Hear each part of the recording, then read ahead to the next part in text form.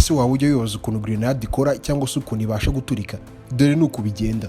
Ubundi umuntu wese ufite grenade mu kiganza cyiwe yabasha gukurura akuma kitwa pin kaba gafashe muri grenade, akandi kuma kitwa strike kaba gafashwe na ya pin bivuye muri grenade, kahita kihindukiza vuba na bwangu, gahita kihonda ku kandi kuma kitwa primer kaba gasizeho ubumara. Iyo kandi kuma kitwa strike kakimara kwihonda kuri primer, aha hahita havuka ibishashi by'umuriro. Hagati kandi y'amasegonda 3 kuri 5 bya bishashi by'umuriro biba byamaze kumanuka mwimbere muri grenade, hasangwa ibyuma, ubumara ndetse n'ibindi bintu biba bivangavanze.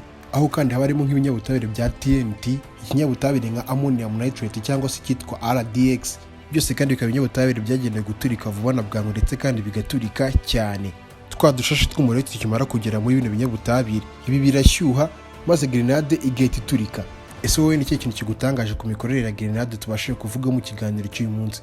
Ca muri comment section ubundi tubwire. Ushaka kandi kureba ibindi biganiro byacu byiza bicukumbuye, ibiganiro bya politiki, amateka, imyidagaduro, ubukungu, wabisanga kuri YouTube channel yacu yitwa Horizon Info. Ibiganiro byacu nakagaruka, ndabashimiye.